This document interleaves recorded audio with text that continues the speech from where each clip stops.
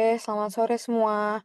Jadi hari ini kita bakal bahas tentang filsuf, salah satu filsuf yaitu Epikuros melalui ajarannya yaitu Epikureanisme yang menekankan pentingnya ketenangan jiwa dan pengendalian diri dalam mencapai kebahagiaan, ketenangan jiwa dan pengendalian diri. Oleh karena itu, dalam diskusi ini kita akan bahas beberapa pertanyaan yang berkaitan dengan pandangan Epikuros ini tentang kenikmatan, kematian, serta relevansinya dalam mengkritik gaya hidup konsumerisme pada masa kini. Kita lanjut ke pertanyaannya, guys. Yang pertama, apakah Epikureanisme sama dengan hedonisme yang kita mengerti secara populer dan mengapa? Ada yang mau jawab dulu, guys? Gue bisa. Kalau menurut gue eh, beda ya. Sebenarnya kalau misalnya kita ngomong hedonisme itu di dunia nyata itu kita nyari kesenangan fisik atau yang berlebihan gitu loh. Walaupun sebenarnya epikureanisme itu juga mengajarkan kita untuk mencari kesenangan, cuman nggak yang berlebihan gitu. Jadi kalau misalnya hedonisme itu kayak berlebihan, kalau epikureanisme itu nggak terlalu berlebihan. Kalau misalnya kita lihat sebenarnya epikureanisme itu bisa didapatkan kalau misalnya kita bersyukur. Itu sih kalau menurut gua. Dari yang lain ada yang mau berpendapat juga, guys. Soalnya gue kedengeran guys. Kedengeran Anda? Mungkin gue mau coba untuk kasih contohnya. Sebenarnya kalau misalnya secara dilihat dari tujuan dari epikureanisme sama hedonisme itu sama-sama kayak biar kita happy. Cuman cara mereka untuk mendapatkan kesenangan itu berbeda. Hedonisme tuh lebih ke kayak lu lebih ke kayak kita boros dan lain sebagainya. Dan menurut aku hedonisme tuh lebih ke cara cepat kita untuk mencapai kesenangan, tapi sebenarnya bukan kesenangan yang sejatinya gitu. Tapi kalau misalnya Epicureanisme itu benar-benar yang kayak dengan ketenangan dan lain sebagainya untuk mencapai sebuah kesenangan dengan adanya ketenangan dan lain sebagainya. Jadi kalau misalnya kita lihat sebenarnya beda, cuma tujuannya sama. Kalau misalnya hedonisme itu kayak kesenangannya lebih bisa dibilang singkatnya lebih long lasting dan lebih kayak real happy dari Epicureanisme dibandingkan sama hedonisme. Karena kayak at the end kalau misalnya hedonisme, kalau misalnya udah kayak boros dan lain sebagainya, itu kayak happy-nya cuma di saat itu aja. Setelah itu udah gak ngerasa happy lagi. Tapi kalau misalnya Epicureanisme itu benar kayak kita benar berproses untuk menjadi senang gitu. Oke, thank you Manda, thank you Farel. Yang lain ada yang berpendapat sama kayak Farel dan Manda, guys? Aman, aku juga sama kayak gitu. Oke, aku juga. Kita next ke pertanyaan selanjutnya ya. Apakah kenikmatan tanpa batas itu nikmat dan mengapa? Siapa yang mau jawab, Izin guys? menjawab. Oke, boleh Hakim. Menurut saya, kenikmatan tanpa batas sebenarnya tidak bisa disebut sebagai kenikmatan yang sejati. Jika seseorang terus mengejar kesenangan tanpa batas, pada akhirnya ia justru akan merasakan tidak pernah puas. Keinginan yang selalu bertambah dapat membuat seseorang gelisah, lelah, bahkan mengalami masalah bagi tubuh maupun pikirannya. Karena itu, kenikmatan yang berlebihan seringkali justru membawa dampak yang tidak baik.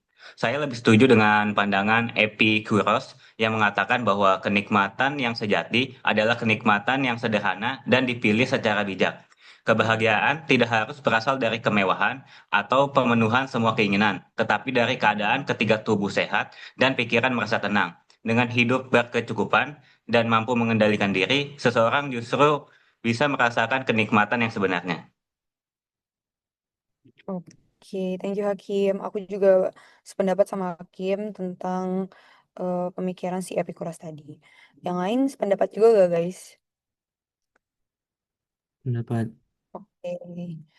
Kita next ya ke pertanyaan selanjutnya.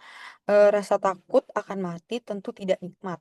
Apakah Epikuros untuk mengatasi ketakutan itu dengan merenungkan keabadian jiwa dan jelaskan?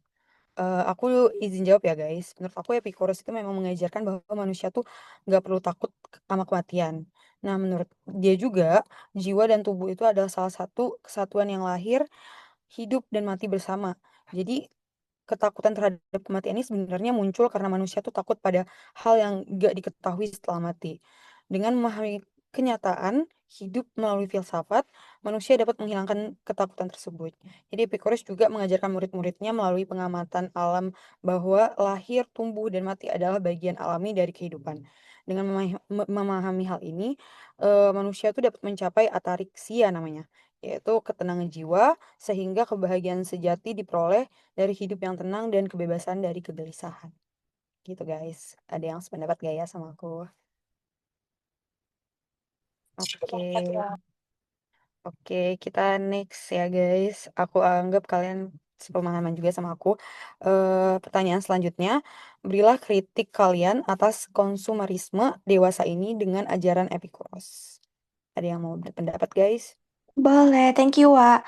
Jadi Oke. sebenarnya konsumerisme itu pola hidup yang terus ngedorong manusia untuk terus beli sama konsumsi barang berlebihan. Tapi itu bukan karena kita butuh, tapi karena kita tuh selalu pengen, karena kita nggak pernah ngerasa puas dengan apa yang kita punya sekarang. Nah, sebenarnya pola pola hidup konsumtif ini tuh bikin manusia tuh nggak pernah ngerasa cukup gitu loh. Jadi kayak kita tuh selalu ngikutin tren-tren baru, keinginan untuk beli punya barang baru, terus ningkatin gaya hidup kita yang terus-terusan tanpa ada batasnya. Nah, kalau misalnya kita rujuk lagi ke ajaran si Epikuros itu, sebenarnya sikap konsumerisme itu bertentangan sama pandangannya. Karena si pandangan Epikuros ini kan kayak kebagian sama kenikmatan hidup yang versi lebih sederhananya. Karena kayak menurut Epikuros ini, kita tuh bahagia tuh nggak perlu harus selalu yang kayak kita tuh hedon, kita tuh punya punya barang-barang yang mahal. Nah, jadi sebenarnya secara singkatnya itu kayak kita tuh konsumerisme itu menciptakan keinginan yang kita nggak perlu gitu loh. Jadi kayak manusia tuh untuk selalu didorong untuk membeli dan mengikuti tren. Padahal banyak dari keinginan tersebut sebenarnya nggak perlu lagi. Karena kita udah punya. Terus kayak membuat manusia tuh nggak pernah ngerasa cukup sama apa yang kita punya. Terus habis itu dampaknya juga bikin kita tumbuh timbul kegelisahan ataupun tekanan sosial. Terus menjauhkan manusia juga dari kebahagiaan sejati. Menurut aku itu ada yang mau nambahin nggak? Oke, kalau misalnya menurut aku tuh berdasarkan dari pandangannya Epikuros, pertama-tama aku setuju sama pendapatnya Vina. Jadi konsumerisme itu dapat menjauhkan manusia dari kebahagiaan sejati karena ngedorong pemenuhan keinginan yang gak terbatas gitu loh dan gak selalu diperluin. Kebahagiaan menurut Epikuros itu juga bukan berasal dari kepemilikan barang atau kemewahan, tapi berasal dari kehidupan yang sederhana, bebas dari kegelisahan, terus mampu merasa cukup dengan apa yang dimiliki. Jadi kayak manusia itu butuh banget untuk mengendalikan keinginannya supaya nggak kejebak di pola hidup yang konsumtif yang buat hanya mengejar kesenangan sementara. Itu doang sih kalau dari aku. Oke, thank you Fidel, thank you Vina. Oke guys, aku juga sepemahaman sama Vina dan Fidel. eh jadi kita dapat simpulin dari diskusi kita ini bahwa si ajaran Epikuros ini memang menekankan bahwa kebahagiaan itu sejati itu nggak berasal dari kesenangan semata yang berlebihan seperti yang sering dipahami dalam hedonisme gitu. Oke guys, thank you buat diskusi hari ini. Thank you buat pendapat-pendapatnya juga. Thank you guys. Thank you. Thank you. Thank you.